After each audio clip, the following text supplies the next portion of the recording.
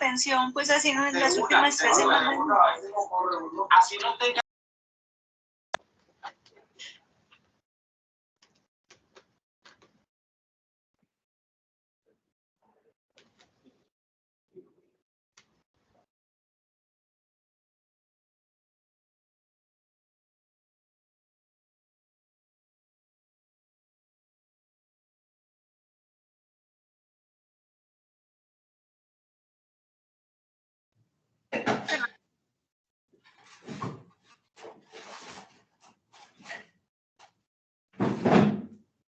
Hola, muy buenas tardes a todos y todas.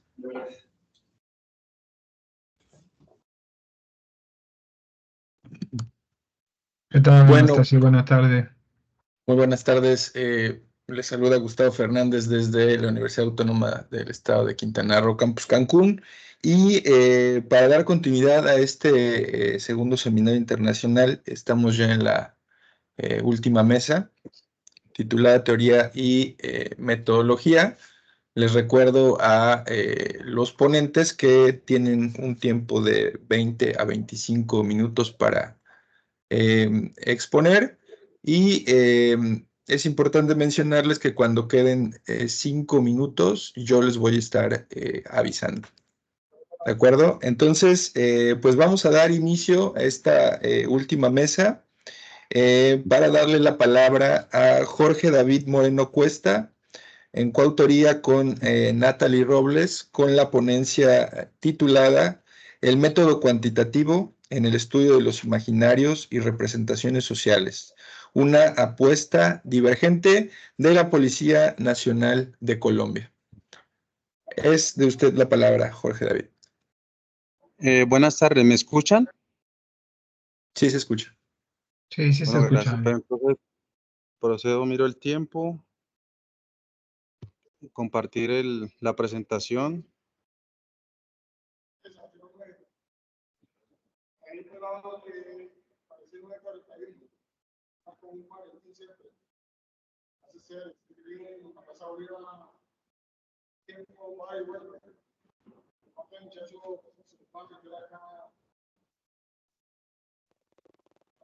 ¿Ven la presentación?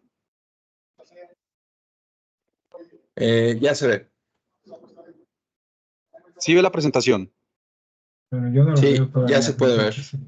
No sé si sea mi red, pero yo todavía no la veo. Es que raro. De este lado ya se logra ver la presentación. Sin problema, entonces. Acá seguramente llegará la imagen. Lo que me preocupa es cuando me toque a mí.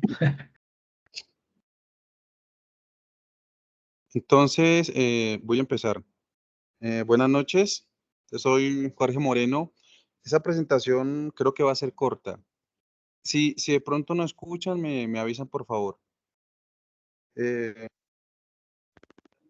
Esa propuesta o ponencia es producto de mi tesis doctoral, la cual, cuyo director fue el doctor Aliaga, y se llama Análisis del comportamiento policial a través de las teorías de los imaginarios y representaciones sociales y el enfoque etnográfico como propuesta para fortalecer la perspectiva educativa en torno a la ciencia de policía en Colombia.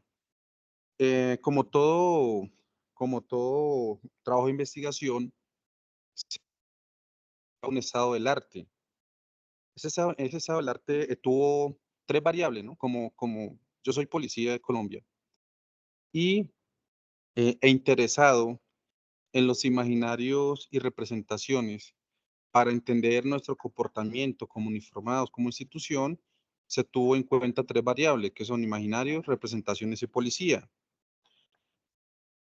Después del 2004 hasta el 2020, ¿por qué? Porque es básicamente el tiempo que elaboraron la policía, que son 20 años. Fue ese, eh, eh, esa fue la variable. Las fuentes, las que ustedes ven acá, de este estado del arte, de ese estado del arte, se establecieron 67 referencias. Llamo referencias a artículos, a libros, en fin, todo documento que contenga esas tres palabras, imaginario, representaciones y policía. Se hizo no solo en el ámbito colombiano, sino latinoamericano y también en el ámbito norteamericano, define. Fue muy surtido. Entonces, de esas 67 referencias, encontré 33 veces el uso de la entrevista, 22 revisión documental, 10 grupos focales, 7 encuestas, 6 cuestionarios, 6 etnografía, 4 historia de vida y un reality, fotografía, hasta llevar una vez a la estadística. Yo siempre lo he admitido y así lo puse. Soy nuevo en el ámbito de los imaginarios y representaciones, por eso de pronto para mí todo es raro, todo es extraño. Y entre esas novedades que encontré, se me hizo curioso, repito, no soy experto en el tema, de pronto por eso me llamó más la atención, que de por qué utilizan siempre herramientas que van hacia el enfoque discursivo y solo una estadística. Ese fue la primera curiosidad, dejémoslo así, curiosidad, que al menos en ese ámbito, no sé si imaginar representaciones de docencia o de otros campos ajeno al policial es diferente, no sé, sería muy atrevido a afirmarlo, pero en este estado del arte sí puedo afirmar que el uso de la estadística como una herramienta para construir imágenes representaciones es casi nulo. Y que, aparte de eso, ¿cuál fue la otra novedad? Que de 46 trabajos que mencionan los imaginarios, solo 7 lo definen. De 56 trabajos que mencionan las representaciones, solo 20 la definen. Y de 35 de esas referencias que mencionan al tiempo, esas dos teorías, solo 21 la definen y 2 presentan una complementariedad. Eso me pareció llamativo. ¿Por qué? Porque a mi parecer, por eso algo muy personal, si alguien en un escrito, en una investigación y sin saber qué público lo va a leer, habla de unas teorías y no las menciona, no sé, me parece, creo que inadecuado. A raíz de esto, entonces el doctor Aliaga y yo propusimos una estructura a través de un artículo académico donde recogiendo conceptos de autores contemporáneos o del ámbito iberoamericano como Pintos, Carretero, Basulto, el mismo Aliaga, Girola, en fin, varios de ese círculo. Y por lado de las representaciones me enfoqué más en el doctor Armando Silva. Se propone esa estructura donde, a pesar de que a lo largo de la historia los imaginarios de representación no se han definido, no tienen un consenso, que eso vamos a hablar ya en las conclusiones, no tienen un consenso para definirlos, y peor aún, encontré escritos como los puse ahí, 21 de ellos, que de forma evidente mezclan o mencionan a los imaginarios y representaciones como sinónimos. Me pareció curioso. O sea, si son dos cosas, ¿por qué autores, obviamente en documentos publicados, revisados, por qué osan o por qué los mencionan como sinónimos? Como producto de eso, se propone esa estructura, donde los imaginarios, ya sabemos, esquemas socialmente construidos que reproducen, naturalizan, legitiman conductas, y las representaciones, que aunque suena muy básico, me parece muy acertado, es la representación de algo de alguien, y acá se exponen ya las características que los imaginarios operan del plano de lo fundante, la representación del plano de lo aparente, los imaginarios son invisibles y las representaciones se ven, pero ambas se complementan. De ese cuadro que se concluye, que las representaciones, qué es lo visible, qué es lo palpable, qué es lo que se puede observar, se manifiestan por dos conceptos o aspectos. El de los comportamientos y los discursos. Pero, como se expuso anteriormente, ya yo quería aventurarme e incursionar en algo diferente a los discursos.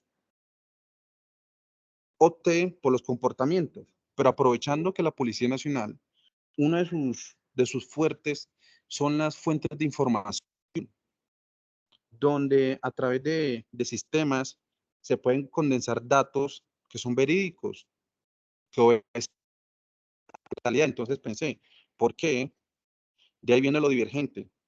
Si todos, con el respeto que se merecen, siempre se inclinan por lo discursivo, ¿por qué no porque era una apuesta, es una apuesta todavía, ¿por qué no pensar en los números, en las cifras, para ver qué pasa?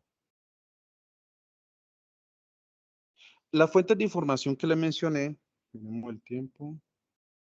Sí, la fuente de información que le mencioné y que están en la base de datos de la policía, es decir, son fuentes oficiales, son correos electrónicos, donde se denotan sanciones que uno como comandante impone a los subalternos y queda en el registro. Un video de una campaña que se llevó a cabo en 2020, donde se puede contabilizar cuántos policías llegaban tarde. La estadística de las patologías de los policías entre 2017 y 2021, el jurídico, que se va a explicar más adelante, pero son estadísticas. La estadística de las sanciones disciplinarias impuestas por el órgano de la policía, ese órgano disciplinario, valga la redundancia, desde 2010 a 2019, una encuesta de turnos de descanso que refleja estadística, la estadística del nivel académico, es decir, lo que los policías, los pregrados y posgrados, que los policías suben al sistema. Y el parte del personal o cantidad del personal que elaboró entre 2010 a 2019, el año 2021 y 2021. Como pueden ver, o sea, hago la salvedad, esa tesis doctoral, en esa tesis se utilizó el enfoque discursivo también, claro que sí, pero quería exaltar las fuentes de información que se utilizaron y apuntan a lo estadístico. Una aportación de esa tesis es que el uniformado se mueve en dos esferas. El debe ser legal, que como ver, es el marco normativo que nos dicta pautas de comportamiento, protocolos de actuación. Y el deber ser legítimo, que es el que nos interesa, que son las representaciones sociales. Ya sabemos que el insumo o el cemento invisible son los imaginarios. Entonces, esas representaciones sociales que expongo acá, la corrupción, licor, las órdenes, el descanso, puntualidad, educación y los malos hábitos de alimentación, alcoholismo, se extraen o se construyen con datos estadísticos, alejados de los discursos. Esa es una muestra que ya lo vamos a ver al detalle, de que una representación, como yo observé, se puede establecer no solo con discursos o narrativas o relatos, no, sino con cifras, y eso ahorraría, creo, que mucho tiempo en trabajos de campo para alguien que quiera hacer un trabajo de imaginario, pero con estadísticas. Vemos, por ejemplo, la representación social de la educación. Yo que, como les soy policía de 20 años, si uno habla con un compañero, con otros uniformados sobre el tema de la educación, como todo ser humano, cada quien tendrá un aporte, pero es muy diciente lo que reflejan las cifras. Por ejemplo, de más de 160.000 policías para el año 2022, según los mismos sistemas de información de la policía, solo el 6.6% tenían tenían pregrados, el 4.4 especializaciones, el 0.59 maestrías y el 0.01% doctorado, es decir, solo 17. Quise hacer un top 8 de los pregrado y posgrado más estudiados. ¿Y qué sorpresa me llevé? Que de los más de 9.000 registros de pregrados, si miramos los 8 más estudiados, abarcan el 64%. Pero lo más sorprendente es que solo hay un pregrado de corte policial, solo hay un pregrado entre los 8, los otros son liberales. Pero cuando es especialización, de los más de 6.000 registros, los 8 más estudiados son el 62%. Y aquí cambia la situación. Entonces, de 8 especializaciones más estudiadas, 6 son de corte policial. Entonces, ¿qué podemos inferir sin haber escuchado a los policías? Solo con las cifras. Que el policía inicia su carrera o su profesión institucional con pregrados más de corte liberal, pero ya en la institución optan por voluntad propia o porque la institución se los pide, optan por una especialización más de corte policial, pero la balanza se nivela en las maestrías. De 800 registros, las 8 más estudiadas, que abarcan el 46%, 4 son de corte liberal y 4 son de corte policial. Lo mismo en la corrupción. Claro, si nosotros hablamos con la comunidad o hablando con los policías, ellos, como manifesté, pueden dar un punto de vista de la corrupción, unos más oscuros, otros más benevolentes, pero la cifra de las sanciones de los 10 años, de 2010 a 2019, ¿qué nos dicen? Que hubo más de 280 sanciones por conductas relacionadas con la corrupción, como el cohecho, concusión o peculado. Y el tema del licor también es una problemática que se comenta en la institución, pero la cifra también tiene mucho que decir. En 3 años hubo 1.810 sanciones por consumo de bebidas embriagantes, ocupando el 5º lugar. Esa es una información, obviamente, que si nosotros al aplicar herramientas de corte discursivo no vamos a tener. Y sobra decir que esas sanciones son producto de un proceso investigativo, el cual tuvo como garantía un proceso legal. Entonces ya se ha ejecutoriado. No da lugar a dudas sobre comportamiento, ya está debidamente documentado. Lo de las órdenes, ya para agilizar. Ustedes saben que la institución como cuerpo armado y uniformado tiene una impresión hacia la gente de que todos son respetuosos y cumplen los protocolos, y también muchos policías dicen eso. Pero si vamos y analizamos la estadística, es increíble que de lo más de 70 conductas investigadas que dieron lugar a más de 40.000 sanciones disciplinarias, la sanción o la conducta más sancionada, paradójicamente, es el incumplimiento de las órdenes. Pero insisto, si usted le pregunta a muchos policías si cumplen las órdenes, van a decir que sí, o nadie quiere quedar mal ante un entrevistado, sea interno o externo. Pero las estadísticas son muy discientes. Y lo del daño antijurídico. El daño antijurídico es una figura, es la afectación que se produce cuando los policías cometen o llevan a cabo una conducta anómala. Aparte de lo disciplinario y lo penal, el Estado debe pagar una suma al ciudadano afectado.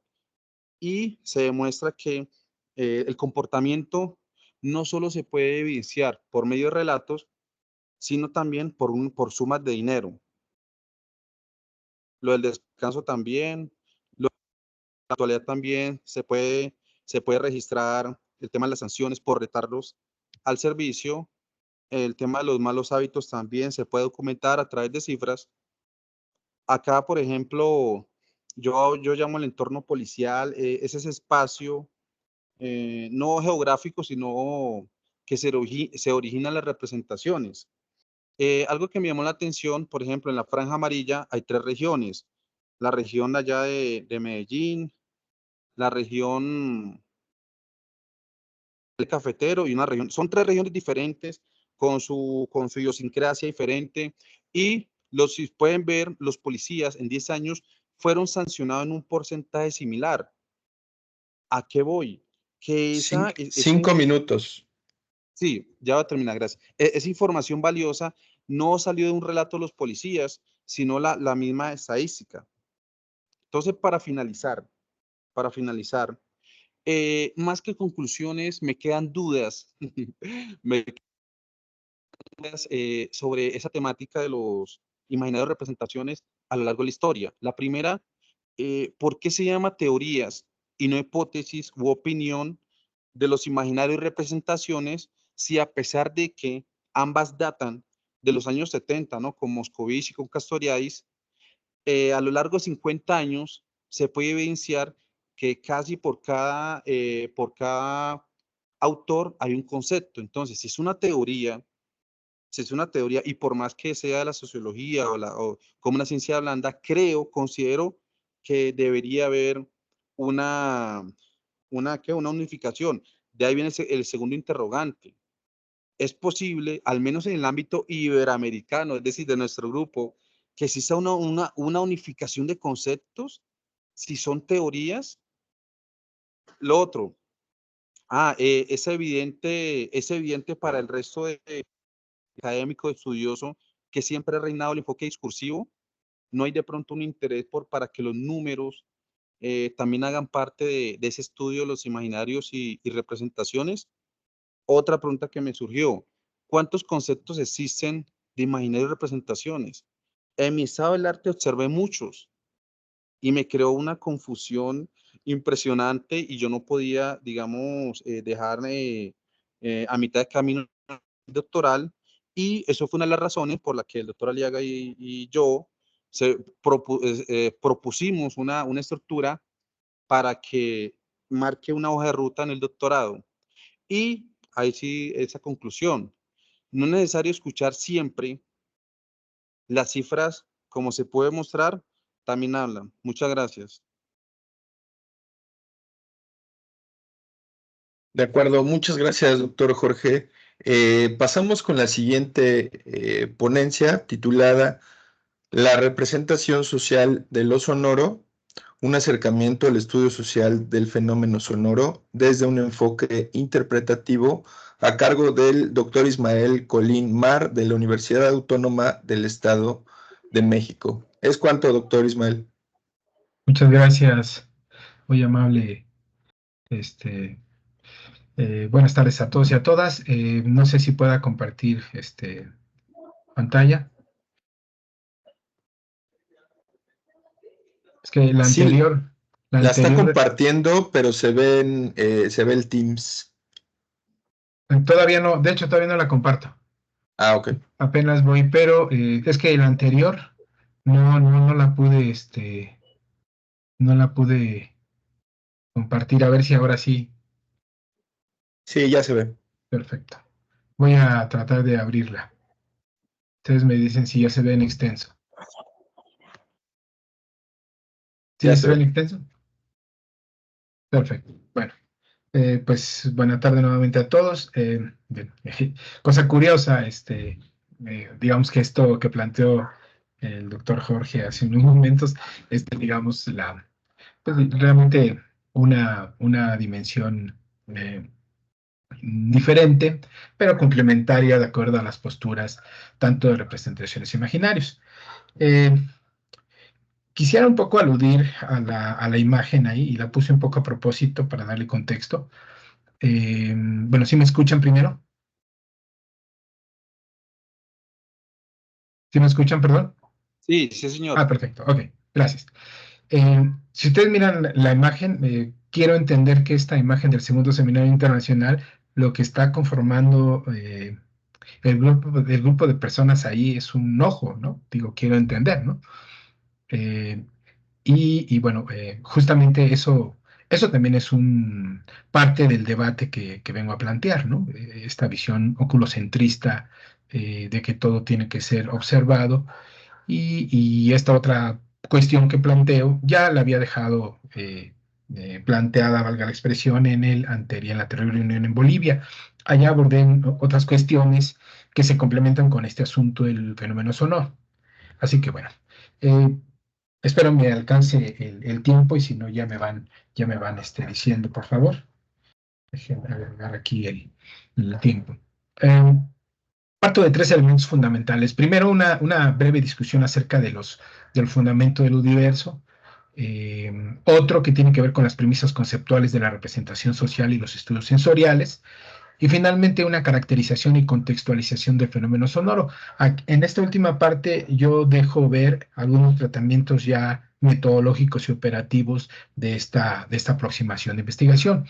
Em, esta investigación tiene ya algunos acercamientos. De hecho, debo decir también que recientemente fue publicado en un documento justamente de la RIR una parte de los textos que yo planteo aquí, que tiene que ver con las polifonías de lo sonoro.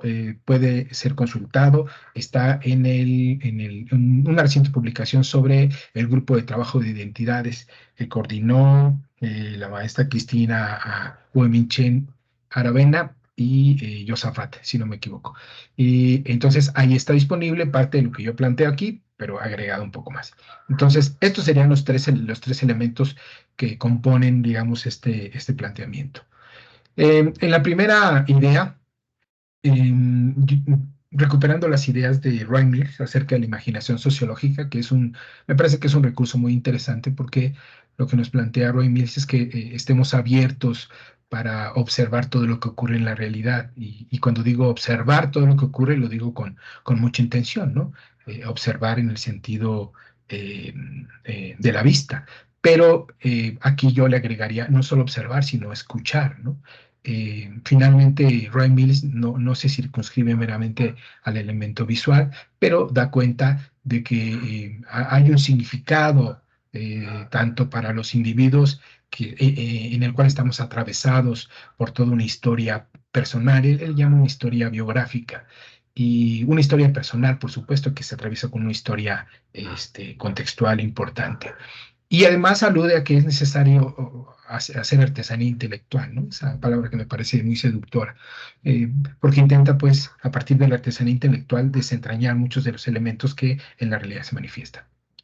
Otro segundo elemento que, digamos, en términos epistémicos me parece que podría conectar es la propuesta del pensamiento complejo de Morán, ¿no? Esta idea de tender puentes entre lo humano y lo biofísico, ¿no?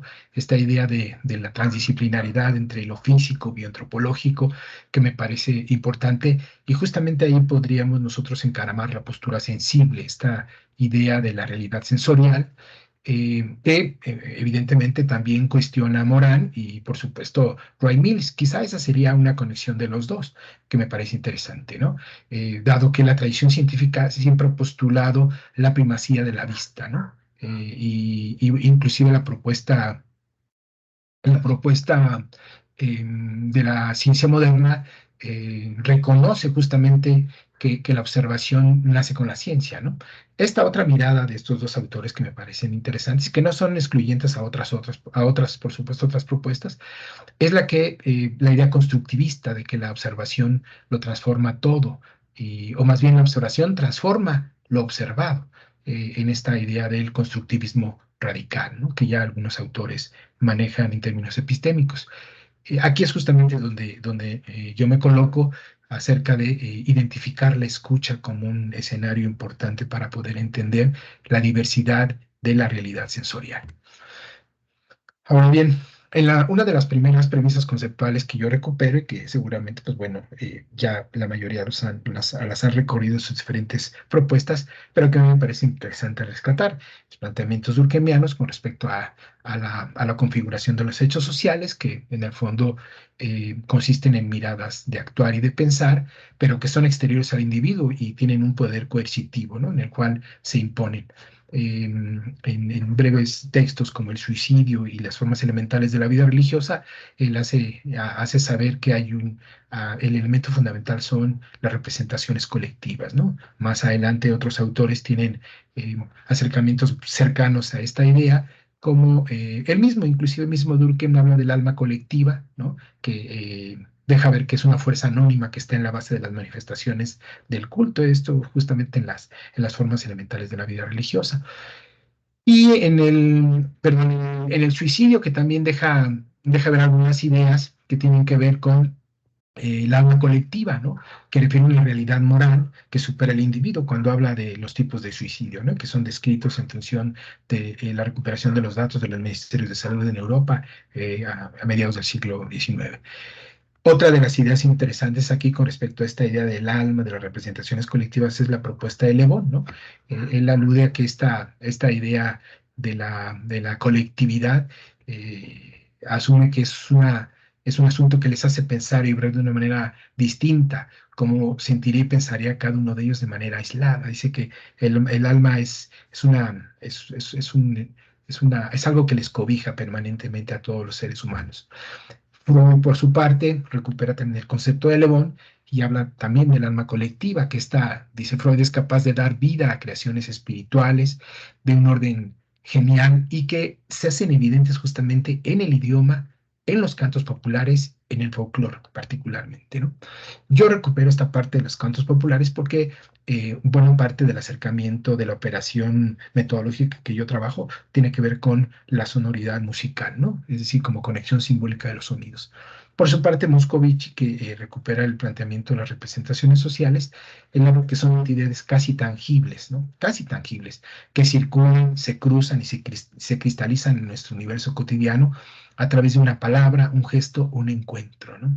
Y justamente otra recuperación es la palabra, ¿no? La palabra que se enuncia tiene una representación de sonoridad, hay una evocación fónica en la palabra. No es lo único, por supuesto, que más adelante ya lo dejaré ver. Y otro autor que recupera algunos, bueno, que yo recupero y que lo conecto con estas ideas y este recorrido teórico-epistémico, son los modos de representación justamente, ¿no?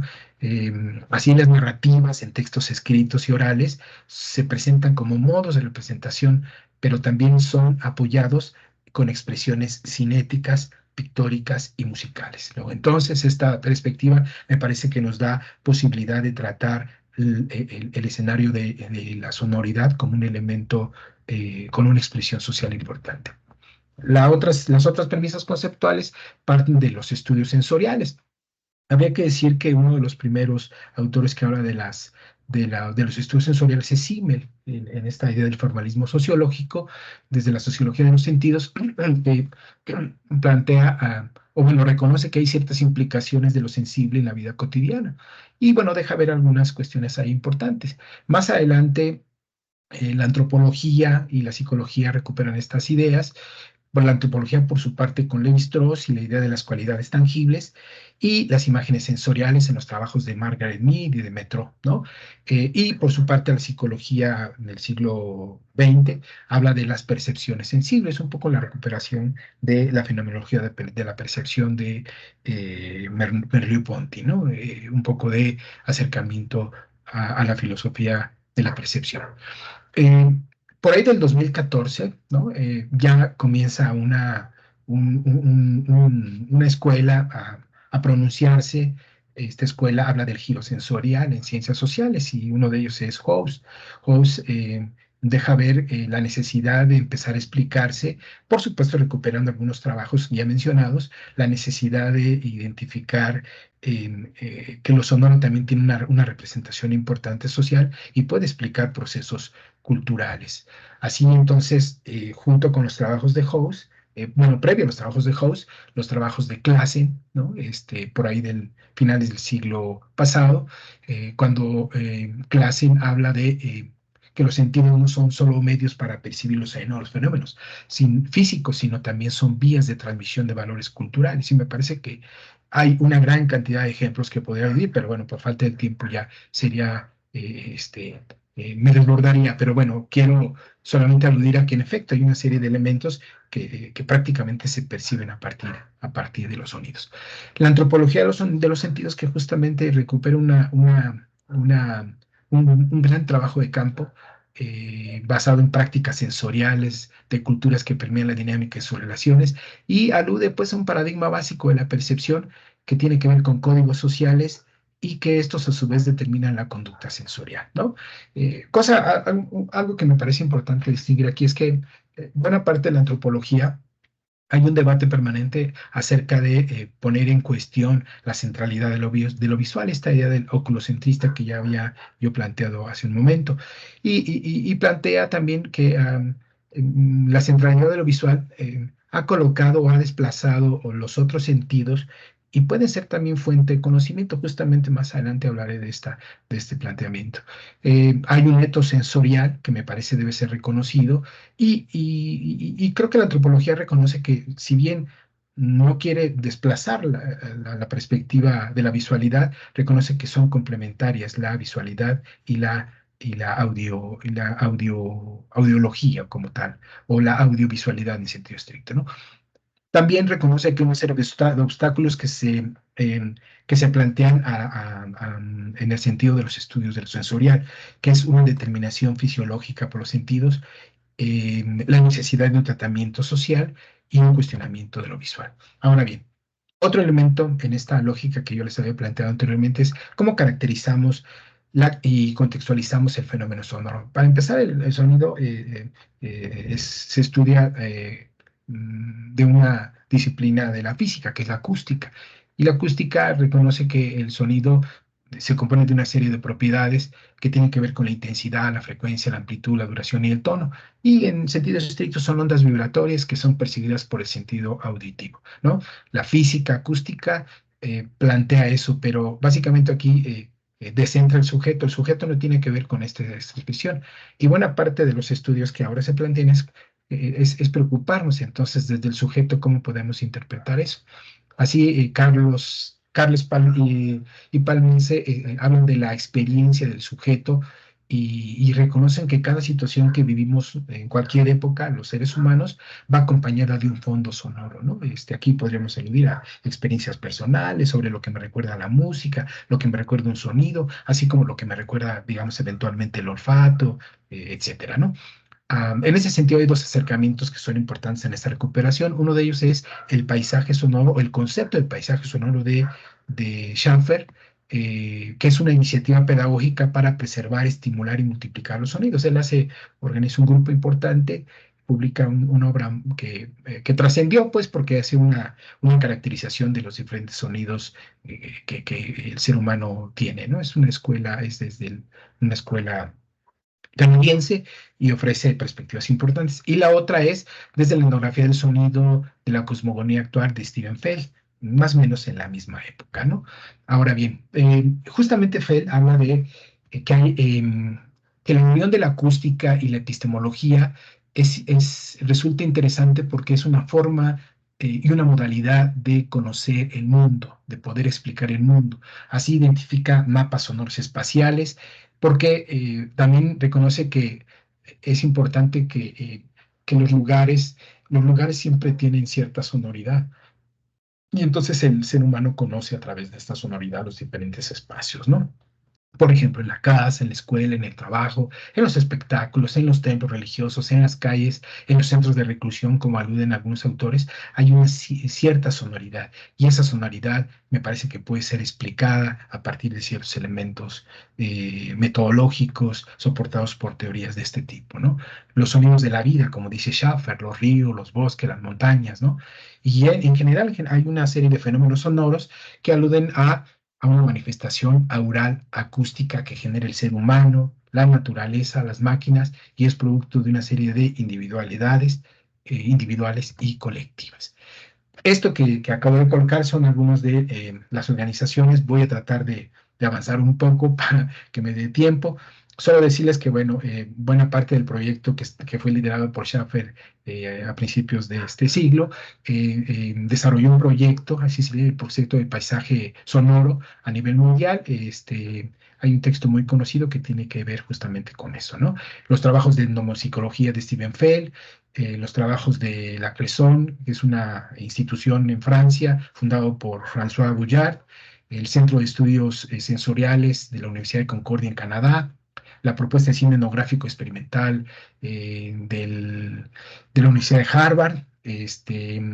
Y recientemente debo comentar que en América Latina hay un esfuerzo muy importante por los estudios sonoros. Entre algunas de las que voy a mencionar aquí son los coloquios, que son, digamos, cuando iniciaron, ahorita me parece que ya hay mucho mayor amplitud en estos estudios, pero quizá los principales en México y en América Latina fueron estos, ¿no? El Coloquio de Antropología del Sonido en la UAM Iztapalapa, y luego después el Simposio sobre Antropología de los Sentidos en el cuarto Congreso de la Asociación Latinoamericana de Antropología.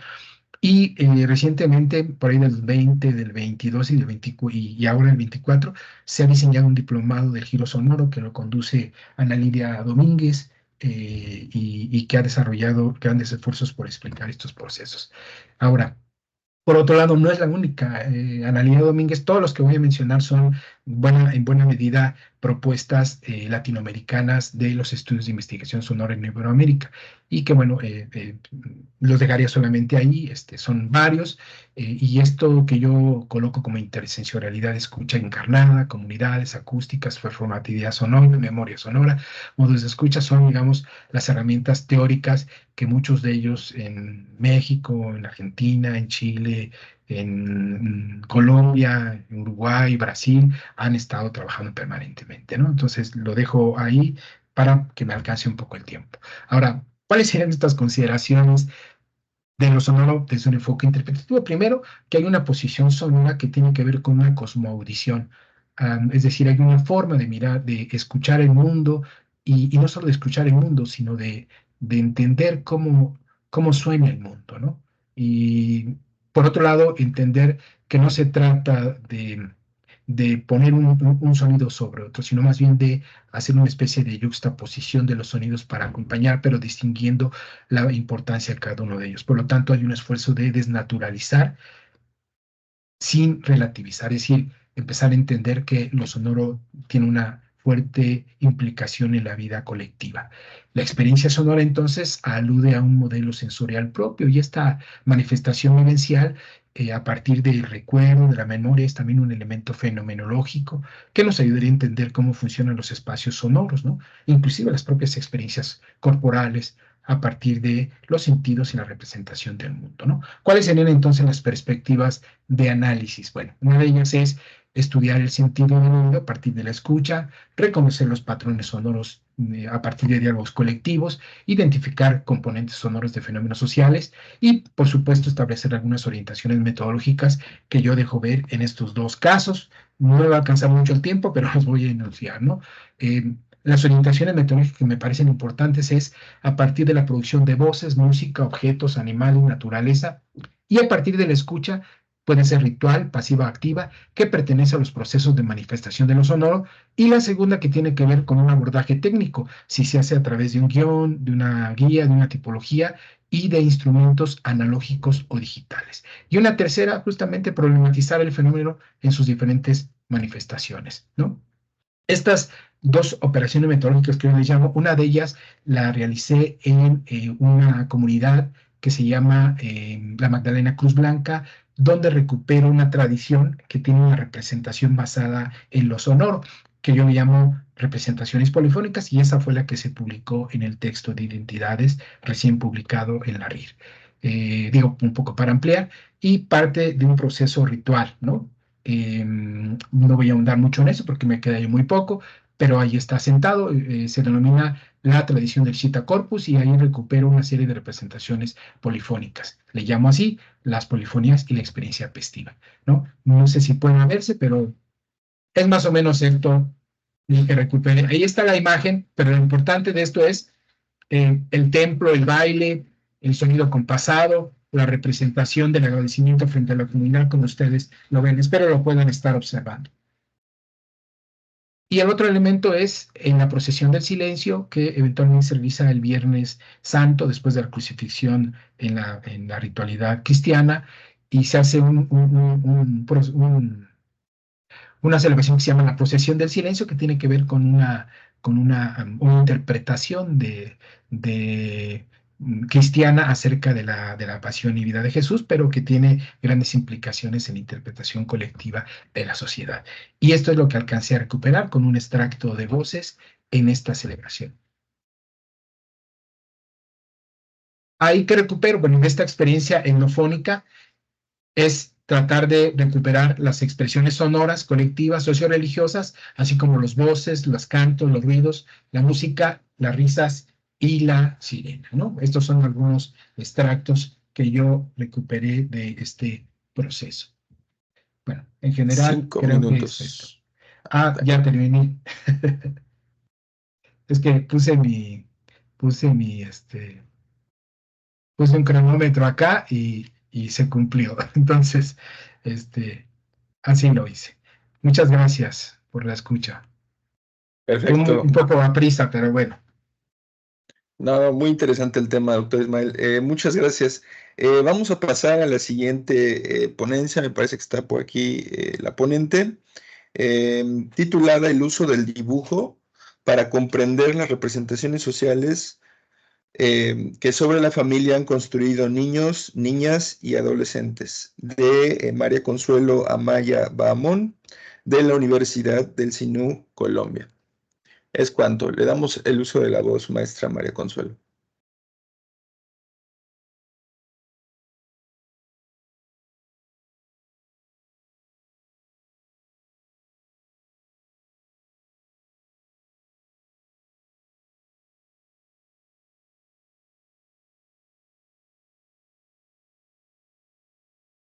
Me parece que está abierto el micrófono, pero no se logra escuchar.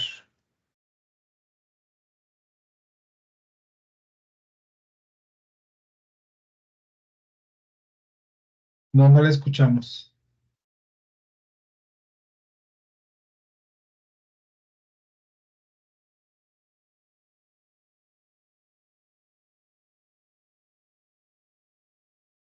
Se logra ver la presentación, sin embargo, no se escucha el audio. Y veo que tiene abierto el micrófono.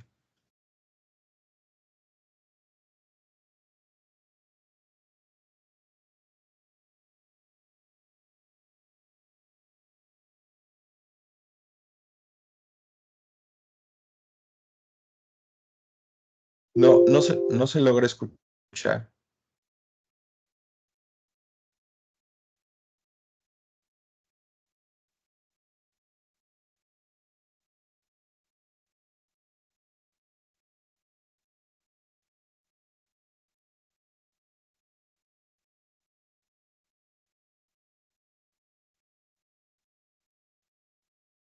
No sé si,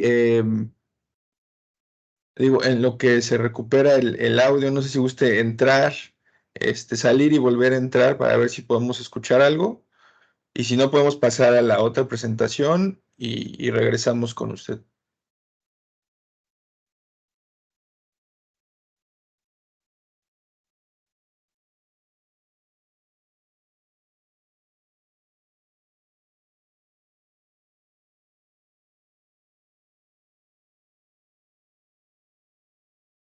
De acuerdo, si les parece, vamos a, en lo que se vuelve a conectar la maestra María Consuelo y se logra escuchar el audio. ¿Se encuentra el doctor Daniel Bonilla?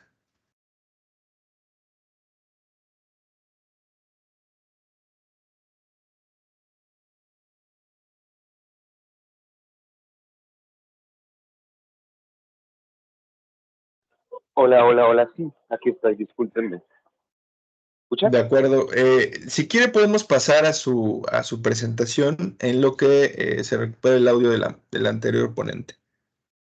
Listo, permítame un De segundo, acuerdo. ya comparto diapositivas.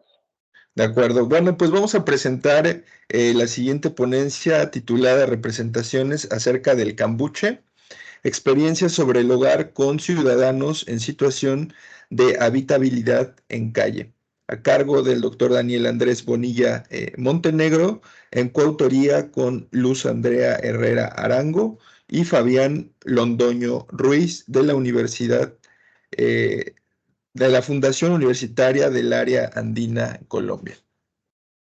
Adelante.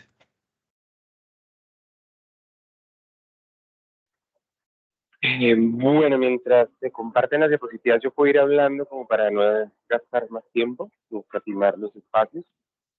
Muchísimas gracias a todas y todos por estar todavía en esta jornada y tener el tiempo pues de escucharnos durante el proceso. Y pues yo les voy a comentar un poquito mientras podemos conectar las diapositivas de qué va el proyecto, ¿vale? Entonces, por favor, si me confirman, si me están escuchando bien, les agradezco. Sí se escucha bien, doctor Daniel. Listo, perfecto. Bueno, en principio, nosotros lo que queríamos desarrollar era un ejercicio de fotografía participativa en clave de poder acercar a ciudadanas y ciudadanos en situación o condición de calle en la ciudad de Bogotá a generar otro tipo de espacios de participación y de desarrollo. Entonces, este proyecto es un proyecto para trabajo de grado de los dos estudiantes, ellos son los autores principales, yo sería el autor, y refiere un poquito frente al ejercicio de la identificación de la habitabilidad en calle, de los significados que se le atribuyen a este tipo de prácticas y más precisamente frente al interés que nosotros teníamos de identificar los espacios habitables. En ese orden de ideas, la palabra cambuche entra en juego porque de alguna manera este tema de los cambuches hace referencia principalmente a la forma en que ellos denominan sus espacios habitables, que son unas estructuras improvisadas, que se conjugan con diferentes tipos de recursos o de materiales y que se relacionan bajo un relacionamiento emotivo o afectivo. Por otro lado, pues también tener en cuenta que la habitabilidad en calles se ve desde diferentes dimensiones y diferentes maneras. No podemos acotar la relación, por ejemplo, de los homeless en inglés o de el habitante de calle o el desechable, como peyorativamente se le nombra a estas personas que habitan espacios sociales alternativos, y también cómo nosotros podemos relacionarnos frente a todas estas características. Entonces aquí las diapositivas que ya se están viendo, si me confirman si se están viendo, se los agradecería, por favor. Sí, sí se ven. Listo, perfecto. Entonces tenemos los roofless, los marginals, los shelters, los desechables, los indigentes, los sin techo, las personas sin domicilio fijo y lo que nosotros tenemos dentro de nuestra política pública en Colombia, que son ciudadanos en situación o condición de habitabilidad en calle. Todas estas denominaciones, estas categorías sociales, tienen una relación bien interesante porque dan una definición particular del fenómeno. No es lo mismo la experiencia de calle en un contexto como el de Chicago en Estados Unidos que en el contexto de Medellín, Bogotá o Cali acá en Colombia. Pasa, por favor. Otros de los elementos puntuales que nosotros teníamos en relación a esto que queríamos realizar era el concepto de habitus. Todas las experiencias internalizadas o trayectorias vitales o significados o procesos que han vivido las personas y cómo eso ayuda a determinar un poco las dimensiones subjetivas de las personas.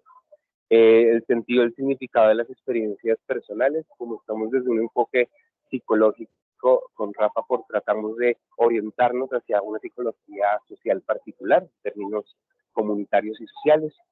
Las prácticas de desarrollo que hacen referencia principalmente a aquellas prácticas que permiten que las personas puedan desenvolverse dentro de un contexto específico social, y también los significados y la relación entre sujeto o individuo con su cultura. Entonces, bajo estos criterios, pues es una forma que nos parecía bastante necesaria clasificar e identificar, porque cuando nosotros nos acercamos a las comunidades o grupos vulnerabilizados, tendemos constantemente a mirarlos de una manera muy colonial. Referimos que es que la calidad de vida debe ser solamente el modelo socialmente establecido y desmitificamos bastante las prácticas individuales o colectivas de diferentes grupos marginalizados. Entonces, bajo esa perspectiva, lo que nosotros planteamos fue hacer este ejercicio de reconocer o identificar esto del espacio habitable y los significados de su hogar en relación a su contexto social. Pasa, por favor.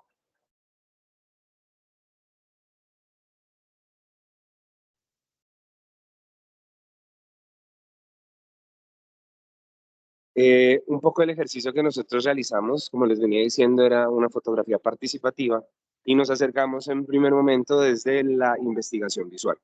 Y la investigación visual nos permite adentrarnos a la investigación, acción participativa gorda, y ya enfocarla principalmente al ejercicio fotográfico en contextos de participación social.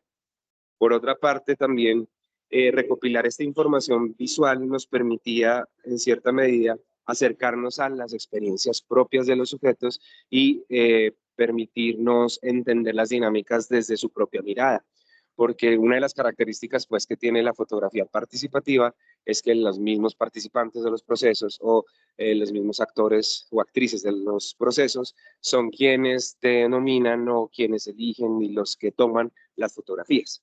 Entonces, un poquito nos sirvió para generar este espacio de reflexividad y de crítica social específica frente a la mirada del lugar. Porque en últimas nosotros podemos estar pensando en nuestro lugar habitable, piénsenlo en la contingencia de la pandemia, cómo vivimos este tema desde el confinamiento. Pero las personas pues que estaban habitando calle, que tenían ciertas formas y prácticas de ejercer su vida y transitar estos lugares de habitación informal, pues permitía tener otro tipo de mirada, otro tipo de posibilidad. Cabe pues, resaltar ahí, di el ejemplo un poco del confinamiento, pero el proyecto fue posterior al tema de la pandemia. Pase.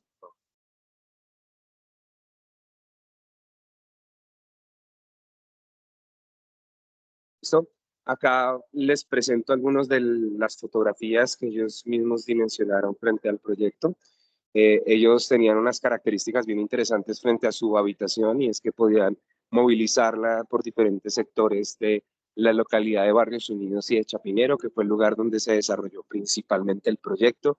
Y como vieron en el anterior, había un lugar informal de habitación. Entonces tienen estos componentes básicos. Todos los componentes, pese a que son informales, tienen unas condiciones estructurales bien particulares y resuelven algunos elementos fundamentales. Y esto es bien interesante porque dentro del registro fotográfico que se elaboró dentro del proceso, nos mencionaban enfáticamente, por ejemplo, el tema de la, la salud y cómo la salud era importante para ellos y el autocuidado. Entonces referían, es que nosotros que estamos reciclando, nosotros que estamos habitando calle, nosotros que estamos con ciertas condiciones o comportamientos, pues mire que en casa pues también nos lavamos las manos. Entonces, por ejemplo, esta primera imagen donde está mostrando lo limpio que tenía sus pies y lo limpio que tenía sus manos y la manera en que hacía esta práctica o este ritual de cuidado.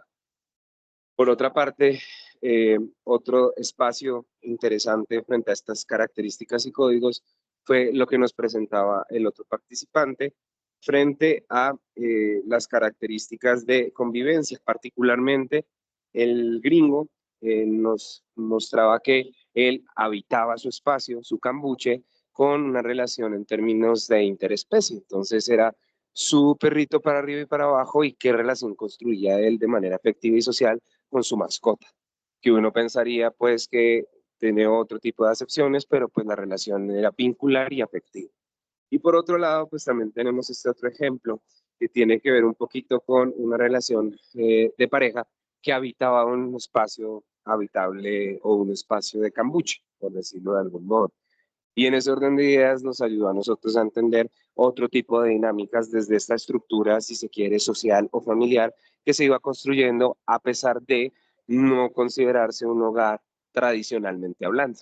Porque pues nosotros sabemos que si hay ciertas atribuciones frente al tema de la habitabilidad, ciertas atribuciones frente al tema de la familia, ciertas atribuciones frente al tema de hogar, que depende dentro de nuestros modelos tradicionales de como se dice acá en Colombia, que para tener un éxito en la vida necesita carro, casa y beca. Y pues estas casas improvisadas tienen ciertos puntos de inflexión o de relaciones contrahegemónicas con lo que se ha establecido considerablemente. Pasa.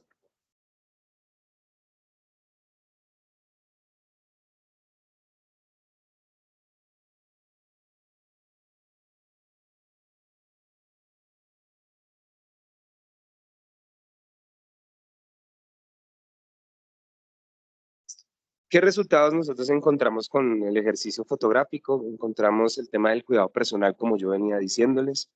Por otro lado, la importancia del hogar y los vínculos afectivos y sociales. El tema de la movilidad y el desplazamiento, pues ellos tienen una ventaja en consideración con los hogares tradicionales y es que pueden habitar en diferentes espacios.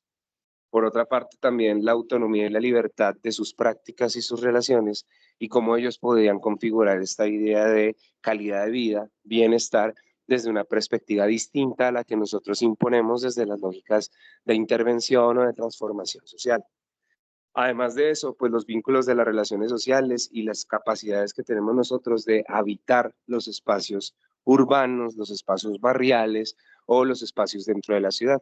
Entonces ese imaginario que se convertía de algún modo en esa forma de resistir o de contrarrestar la lógica tradicional de la imagen de hogar. Y por otra parte, pues también la supervivencia en clave de que todas estas prácticas para ellos tenían como consideración la posibilidad de supervivir. Entonces ellos no vivían, sino supervivían.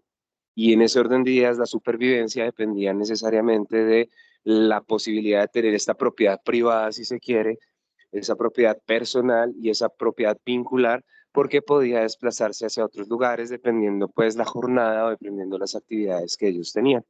Y además que sectorizaban de una manera bien interesante los espacios urbanos o barriales dentro de estas localidades que yo les comentaba, porque ya tenían un posicionamiento, ya tenían un lugar de encuentro, ya tenían unas formas de relacionarse que van más allá un poco de las relaciones que uno puede ver pasando, transitando la ciudad.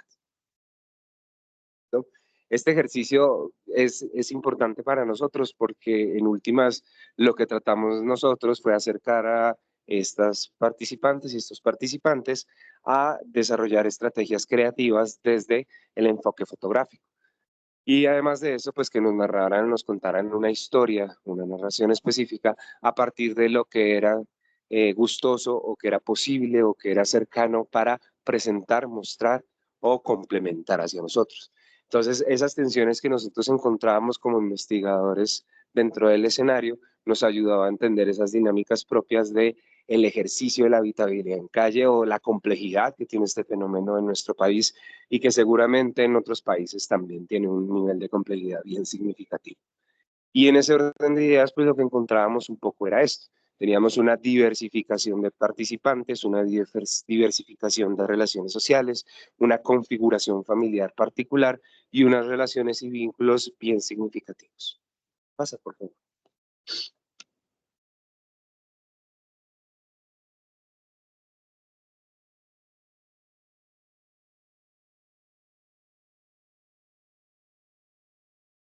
¿Qué conclusiones entonces teníamos al respecto? Por un lado, los significados que se establecen como unas conexiones en torno al cambuche y cómo los miembros de la comunidad de calle, como ellos mismos mencionaban, se relacionaban a partir de esas mismas dinámicas.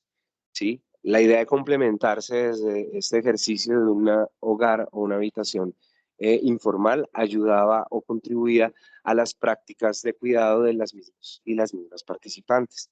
Entonces ya se referían dentro de los procesos y dentro de esas redes un poco invisibles que podemos encontrar con las personas que transitan la ciudad y más aún aquellas que transitan, no en el tema del flaner, pensándolo en términos franceses, sino de una persona que habita vitalmente pues la calle.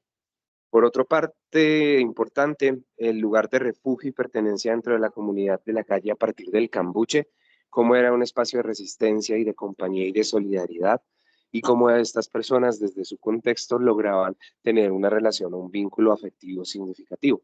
Muy pensado en estas relaciones de apoyo y afecto en clave de Maffesoli, cuando refiere el tema de la comunidad y sus relaciones desde el afecto. Por otro lado, el desarrollo y la significación de llegar a estos vínculos de confianza con las personas y también a resignificar la relación que uno tiene con las personas que habitan calle. Eventualmente, cuando uno está acá en Colombia o en Bogotá particularmente, que fue el ejercicio, hay ciertos niveles de prejuicio, discriminación, estereotipos, prototipos, y estos heurísticos, categorías sociales, estigma social, marginación, todas estas claves, pues, ciencias sociales y humanas, que hacen que uno tenga esa distinción o esa reserva para comunicarse con las personas. Entonces, que primero ellos hayan y ellas hayan participado con nosotros en este ejercicio, que fueron más o menos 8 personas, y además de eso que nos hayan abierto la puerta de la casa a un pensando también en su imaginario que ellos no podían presentar su casa porque tenía ciertas condiciones, estaban incómodas y de pronto no iba a ser muy adecuado para nosotros y nosotros, tensionaba un poco ese vínculo, esa relación dentro del ejercicio participativo. Entonces, eso fue bastante interesante porque en últimas, el nivel de intimidad, el nivel de compromiso y el nivel de interacción o intercambio fue relevante para el ejercicio de investigación. Y finalmente, la manera en que entendemos el fenómeno de la habitabilidad en calle acá para nosotros en Colombia y que de pronto para sus países o los países hermanos de nuestra América implica ese ejercicio de humanizar estos servicios y resignificar estos servicios, discúlpenme, estos procesos y tratar de humanizar las relaciones vinculares que tenemos con las personas que están en esta situación particular, ya sea por una elección propia o porque tienen algún tipo de dificultad o problemática asociada, nos ayuda a entender que las personas en últimas también tienen la posibilidad de vivir, habitar, sobrevivir, conservar y resistir ante las dinámicas sociales dominantes. Entonces, un poco esto era lo que queríamos compartirles. Espero que pues, les haya interesado un poco el ejercicio. Lastimosamente los autores principales no pudieron estar porque son estudiantes de universidad nocturna y pues ahorita mismo están en parciales. Entonces yo tuve un poquito la batuta para presentarles el proyecto porque hubiera sido mejor o mucho más interesante que hubiesen ellos conversado un poco más con ustedes. Muchísimas gracias.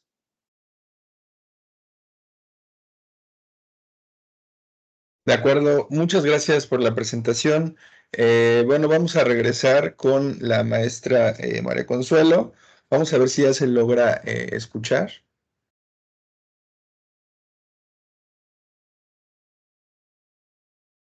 No, le voy a cambiar la voy a convertir en asistente.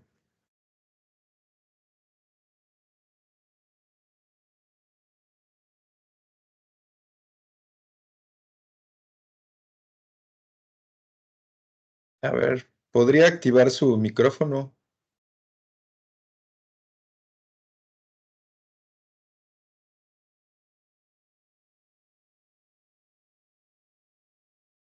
No, no se logra escuchar.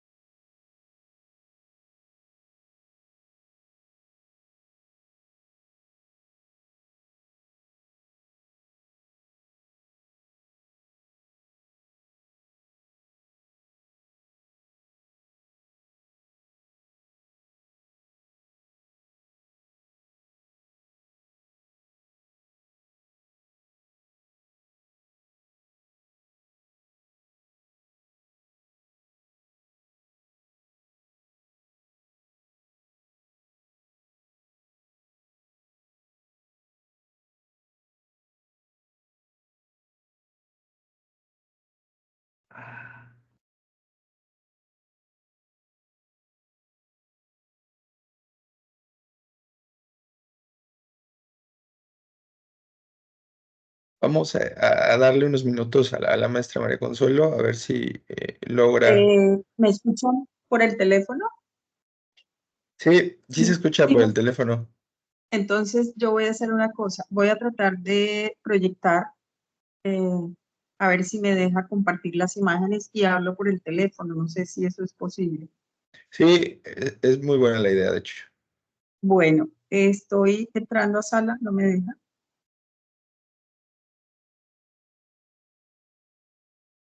Hola. Listo, ya le dimos entrada. Oh, bueno, voy a entrar. ¿Me escuchan por aquí? Sí, ¿Ah? también. ¿También me están escuchando? Sí. ¿Cómo les parece que ahora no puedo compartir? No me da, está cancelada la opción de compartir. No sé por qué. Deme un segundito, a ver, ahorita compruebo eso.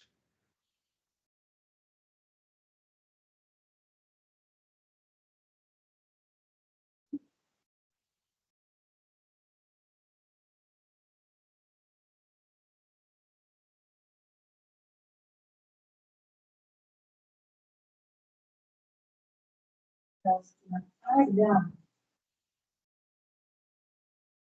Voy a intentarlo.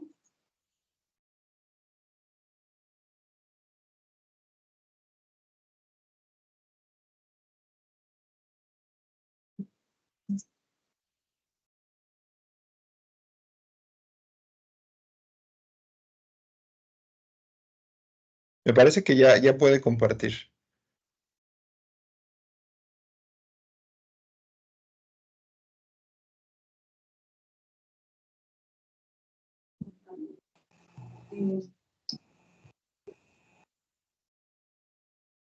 ¿Me están escuchando por el computador?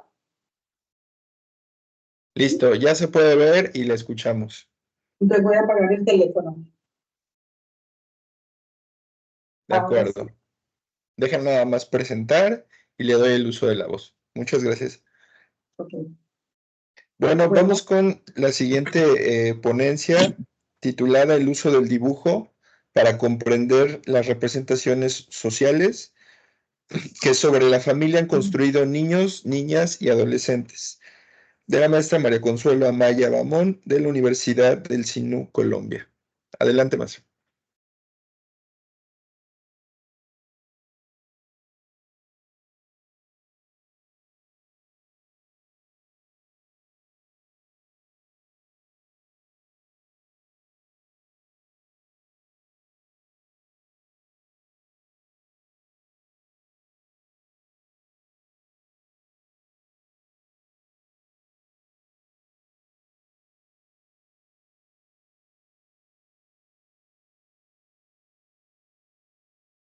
Solo que ahora no le escuchamos.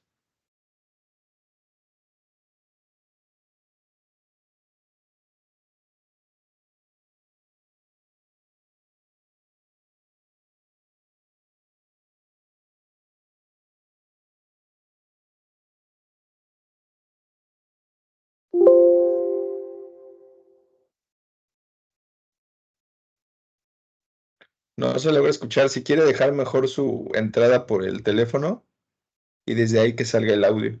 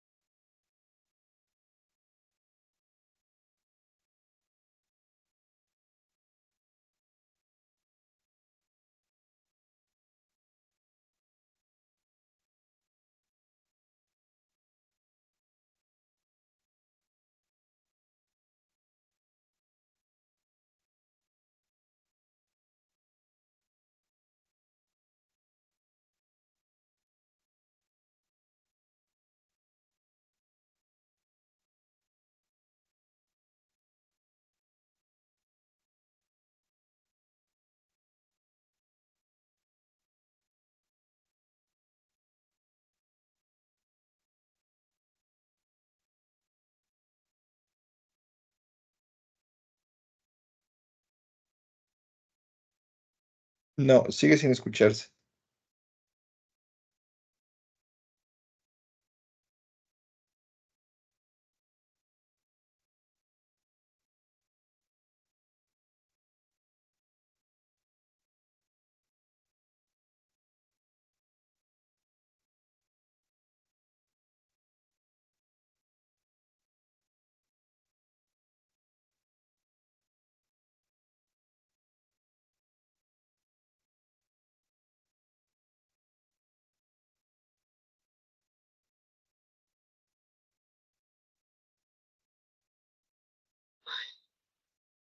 Ahora sí, ya se escucha.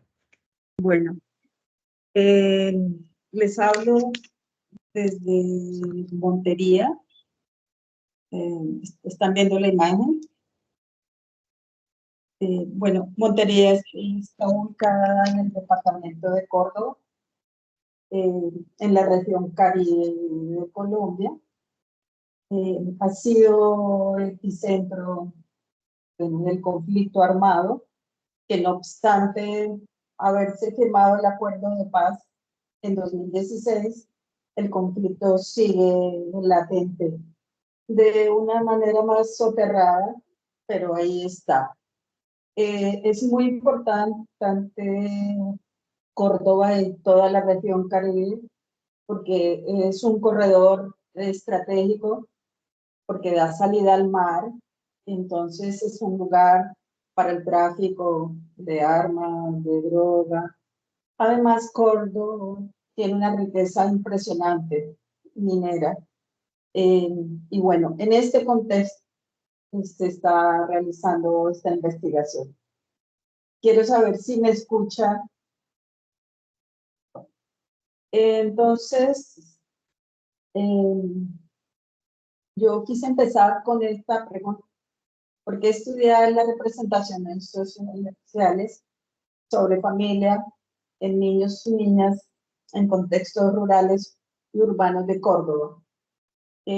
Bueno, son varias las razones, pues asistimos a una transformación del modelo tradicional de la familia nuclear patriarcal como cuidadora, como proveedora, y estos cambios rápidos gestados en el ámbito global y local, pues tiene que ver con aspectos económicos, sociales, demográficos, epidemiológicos y culturales. En Colombia, el conflicto armado, por supuesto, ha acentuado muchísimas problemáticas. Y dentro de este contexto está la familia en los contextos rurales y urbanos. Bueno, estas transformaciones han provocado tensiones en la escuela, en las mismas familias, en las comunidades, y por supuesto ha generado retos a las políticas públicas que se han trazado como un derrotero para dar respuesta a estas problemáticas en el país.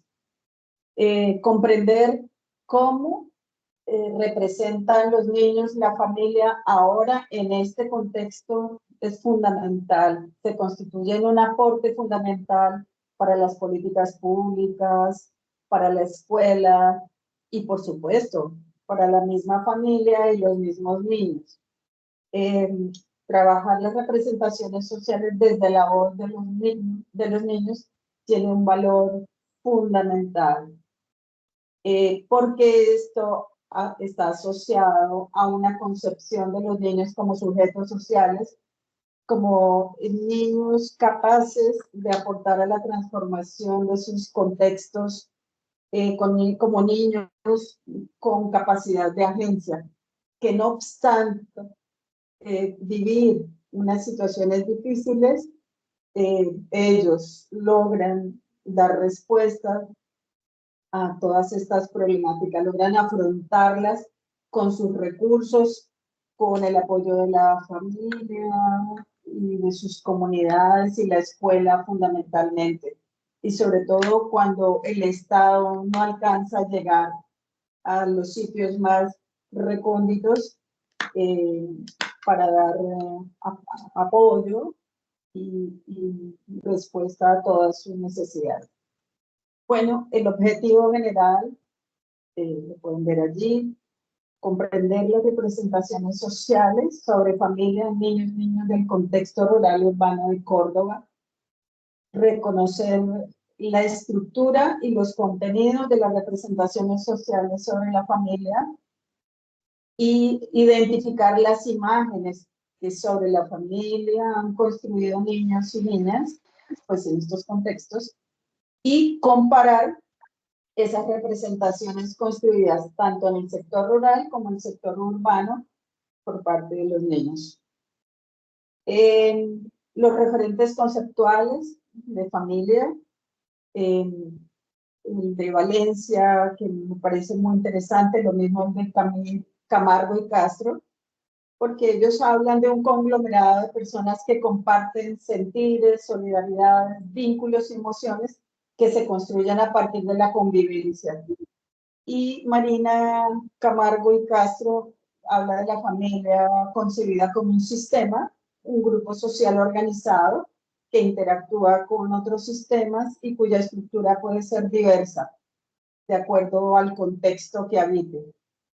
En contraposición está este concepto consagrado en la Constitución Política de Colombia, que se construye a partir de la familia, del modelo de familia patriarcal, representada como un bien donado de Dios, como lo dice Muñoz y Pachón, quien se encarga de instituir las normas sociales que promueven un adecuado comportamiento desde la fe cristiana y los roles de género.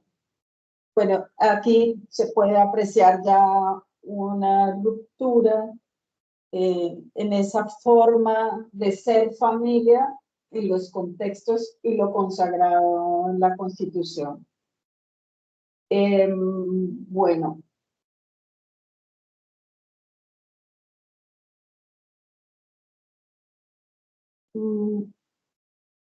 Perdón que me salté, que aquí más.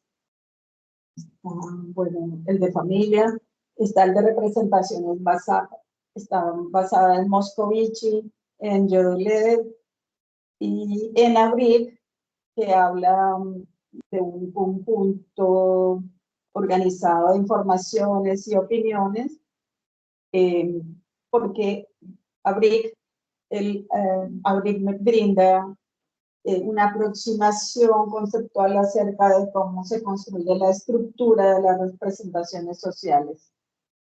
Bueno, está el concepto de infancias, como lo decía desde el comienzo, es una apuesta a una concepción de los niños y las niñas y por supuesto los adolescentes como sujetos sociales con capacidad de agencia, y la infancia y la adolescencia como una construcción cultural que depende del contexto y del momento histórico, asimismo se construye.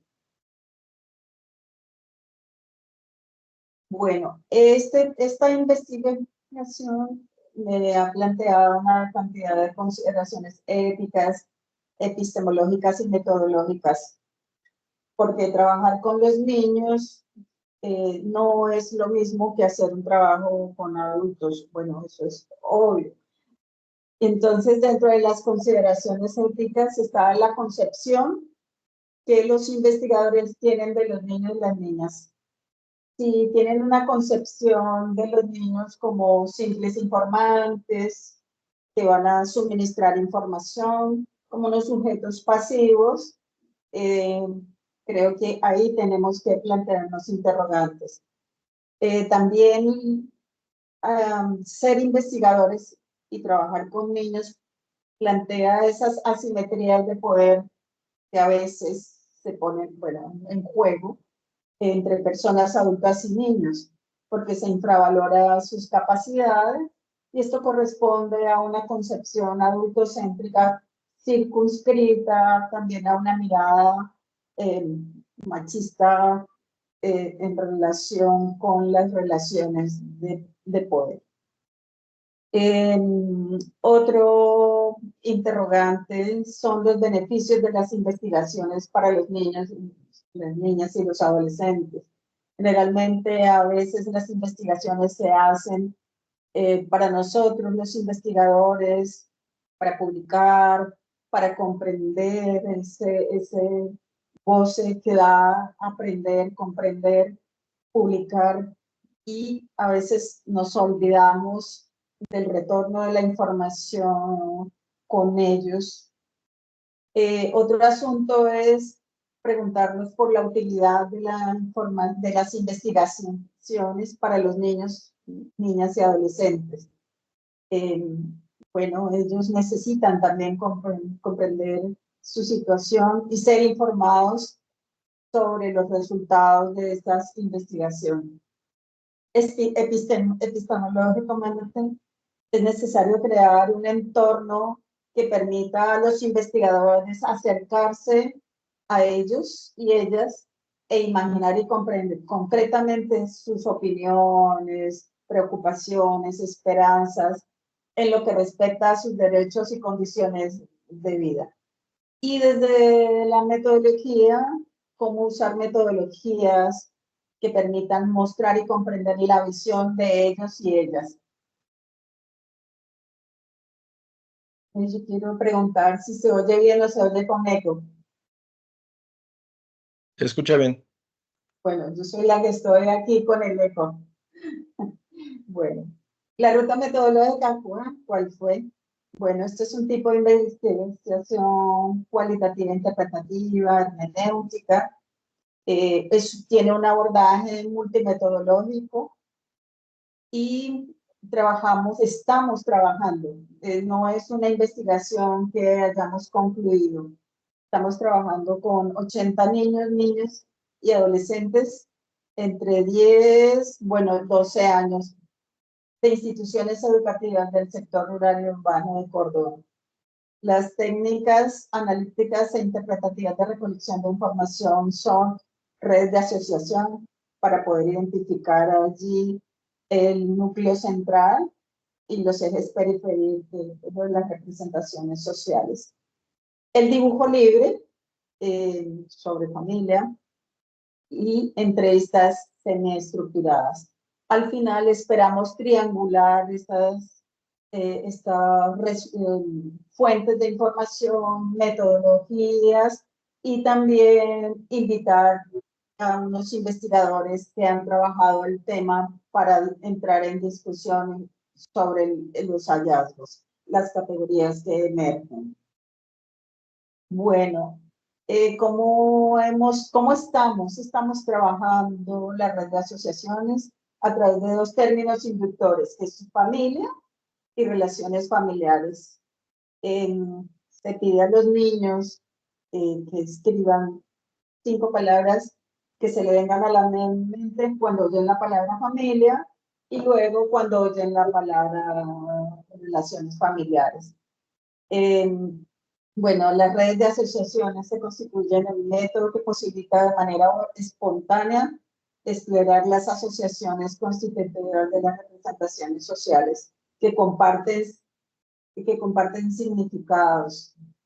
Bueno, se exploró fundamentalmente la estructura del campo representacional teniendo en cuenta el siguiente orden metodológico. Primero, la elicitación de palabras a través de un término inductor, que ya hablé de ello. Presentación espontánea de palabras asociadas al término inductor. Orden de importancia que le dan los niños a esas palabras. Las ramificaciones y las conexiones entre palabras.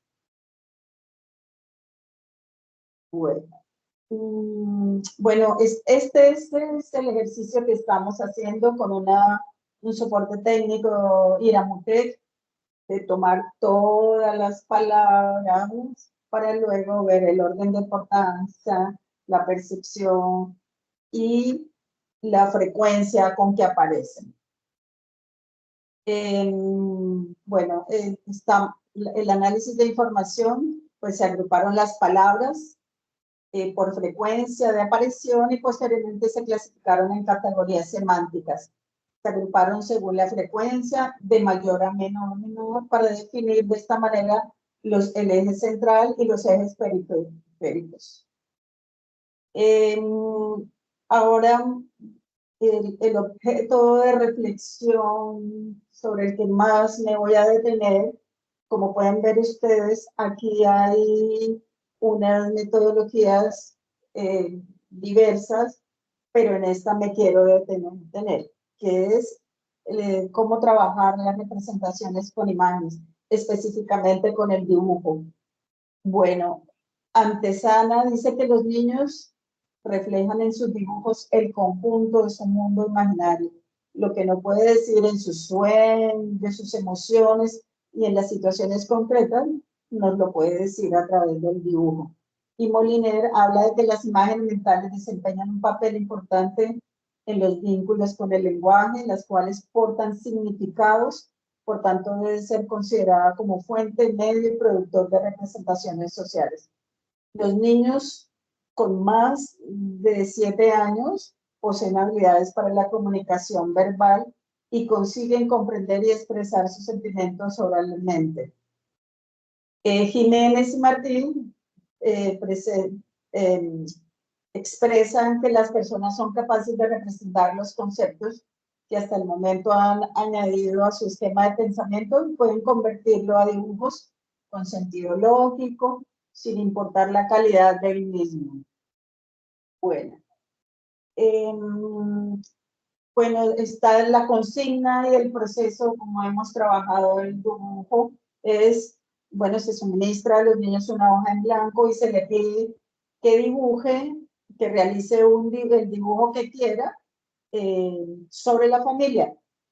Los niños, después de hacer el dibujo, nos acercamos a ellos a recuperar su relato. Les pedimos que nos cuenten qué dibujo, quiénes están allí, quiénes son, qué hacen, si le gustaría agregar otro elemento, y se registra verbalmente estas expresiones espontáneas y las que le solicitamos. El análisis del dibujo pasa por dos etapas. Primero es la diferenciación de aspectos de la estructura, cómo está organizado, el tamaño, los detalles, coloreado, las borraduras que a veces hacen los niños o el requisado. Y el análisis de aspectos verbales y gráficos, como detalles singulares que son muy particulares de su dibujo, de unos rasgos característicos de su dibujo. Bueno, el soporte técnico para hacer este análisis es Atlas TIP. Y allí se trabajan pues las categorías emergentes. Los dibujos se eligen por conveniencia. Después de que los niños hacen la red de asociaciones, les pedimos a todos que hagan los dibujos y luego llamamos a algunos niños, dependiendo de lo que hayamos encontrado en la red de asociaciones y lo que nos haya llamado la atención de sus dibujos asociado con la red de relaciones. Entonces conformamos unos grupos para hacer las entrevistas semiestructuradas. Esta es como una rejilla en la que hacemos el análisis de los dibujos. Entonces está aquí lo que los niños a veces escriben en sus dibujos, o lo que nos dicen, qué lugar, pues, qué dibujó, cómo es el uso del espacio, las personas que aparecen o si no aparecen, las acciones que desarrollan, los colores, las borraduras, el requisado, los sentimientos, pues, bueno.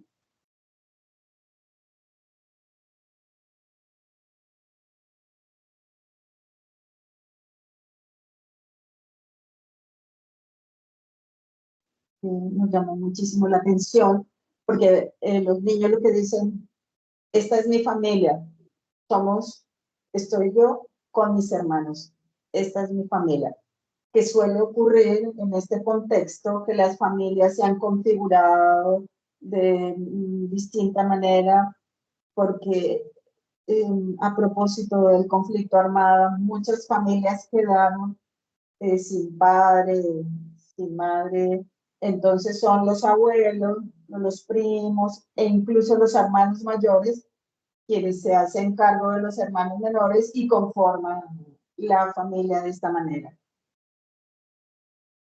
Bueno, la entrevista semiestructurada es a partir, bueno, de un guión, que todo el mundo lo hace, pero tenemos en cuenta los dibujos para profundizar y para ampliar algunos temas que también aparecen en las redes de asociación.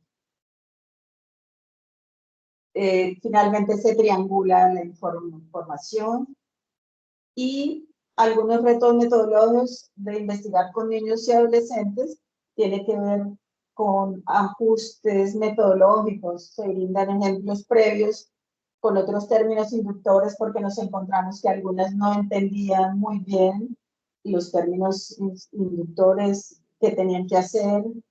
Se les apoya en la escritura porque aunque son niños de 11 años, tienen muchas inseguridades y vergüenza de mostrar cómo escribe.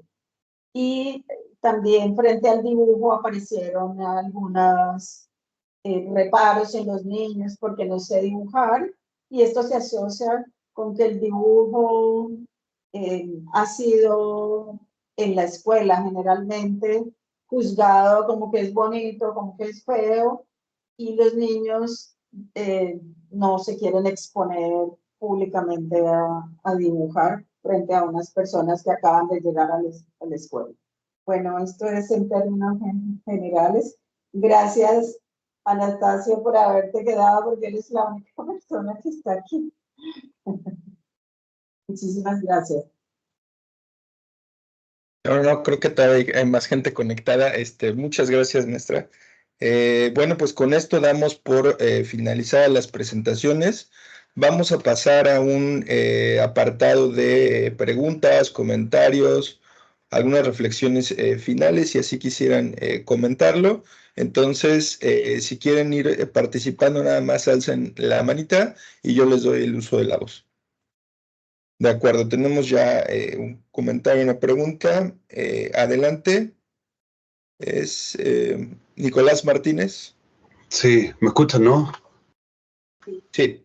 Sí, hola, buenas noches a todas y a todos. Es una observación, pregunta para el doctor Ismael Colín, a quien saludo, cuyo trabajo y reflexión conocí en el workshop en La Paz, muy interesante, por cierto.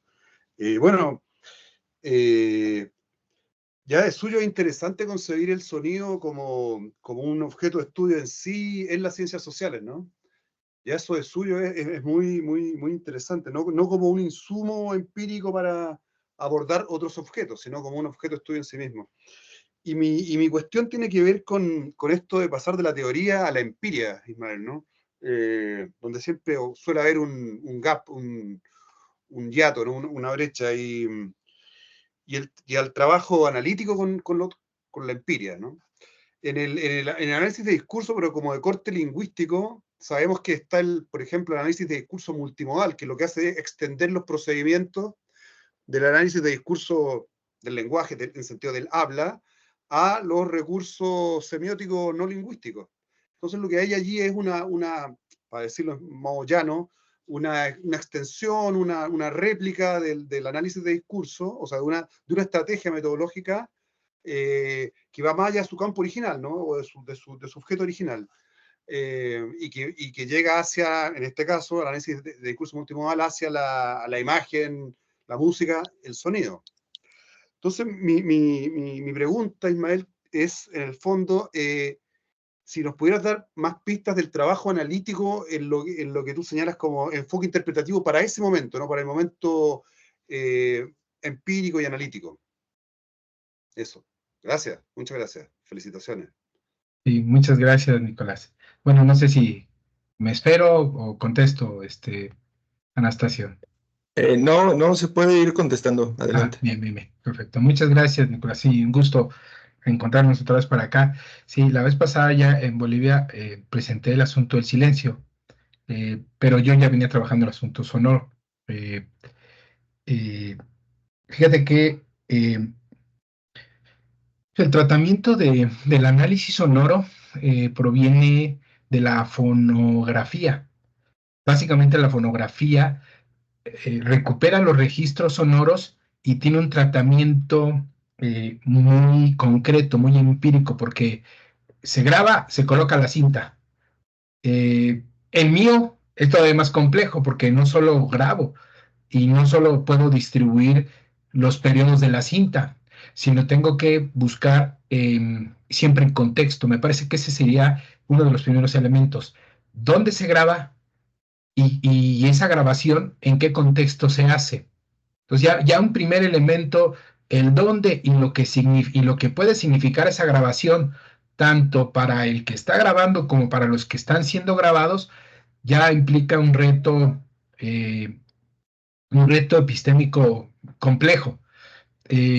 Entonces, yo, por ejemplo, que ya no terminé porque lo mismo que me pasó en Bolivia es mucha la información y no alcanzo pues a describir, pero, por ejemplo, publiqué recientemente un texto en Identidades, para citar un ejemplo, y ahí abordé en esta tradición de los viejos de Shita.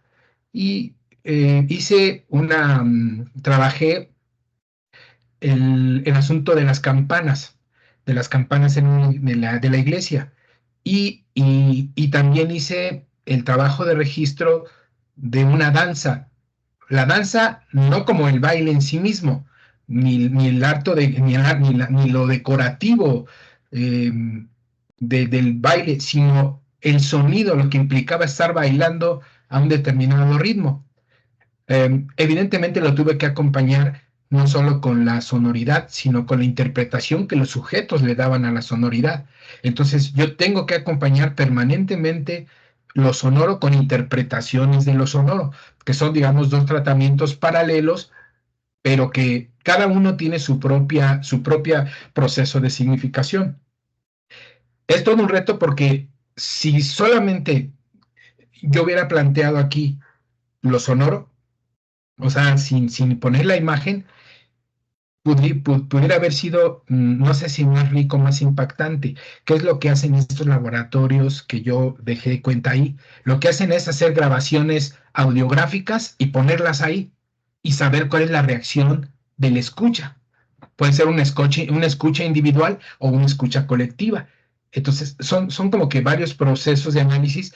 Lo que yo hice en el primero que comenté de la danza, hice el registro de las campanas, la duración de las campanas y lo que significaban en términos concretos cuando alguien escucha las campanas. No solamente una persona, sino el colectivo. 2, los pasos hacia dónde nos llevan y qué significan. Los tambores, la música, el violín, por qué se para, por qué se detienen determinados elementos. Y finalmente la palabra. Hay una serie de gritos que tienen que ver con procesos de significación contextual. Entonces, esos son los elementos que a mí me han permitido hasta ahora, debo decir, son trabajos que, inclusive ahora que los estoy planteando nuevamente, debo adelantarles por ahí. Ahorita estoy trabajando un tema que tiene que ver con esto que tú bien comentas. Estoy trabajando las implicaciones que tiene el asunto del silencio y el ruido como tal. 2 ejemplos. En Argentina, si hay aquí algunos colegas argentinos, le han dado en llamar ahora a los movimientos sociales ruidazos, así se llaman. Es decir, hay una protesta en contra del gobierno de Milei y le llaman ruidazos. Acá en México, los que me están escuchando en México, recientemente una masiva viralización de un fenómeno porque un empresario mexicano denostó, bueno, no denostó, sino protestó en contra de la banda en una playa, porque decía que los extranjeros iban a esa playa y se hacía mucho ruido. Entonces, aquí hay 2 elementos interesantes. El silencio, o más bien el reclamo del silencio, apela a una posición de orden no solamente político, sino más bien de corte jerárquico, digamos, inclusive aristocrático, quienes tienen y quienes deben estar. Y por otro lado, el ruidazo tiene que ver con una protesta social. Entonces, ahorita estoy hablando sobre las implicaciones del sonido y del ruido, que es, digamos, algo muy elemental, pero, y por eso coincido contigo. ¿Cómo voy a registrar eso? Pues lo primero que me va a permitir registrar es cómo se escuchan las manifestaciones, ¿no? El primero es cómo se escuchan y después qué se interpreta de las manifestaciones, ¿no? No quiero extenderme mucho, pero insisto, tu pregunta es siempre muy interesante porque eso pues me obliga a estar buscando formas de cómo poder dar cuenta metodológica y operativa de los registros sonoros que hago y cómo se interpretan así, ¿no? Porque el otro tratamiento sería solamente el registro, como dijo el primer ponente, solamente el registro de cuántos ruidos se hacen. Y si eso puede ser medido, sí se puede medir, pero no sé qué grado de significación tendría saber cuántos ruidos se escuchan en un determinado lugar o en otro. Pero bueno, muchas gracias, Nicolás. Seguramente tendremos oportunidad de emplear la charla. Gracias a ti, Ismael, gracias. Muchas gracias. No sé si alguien más que esté en esta sala quisiera comentar o preguntar algo a los participantes.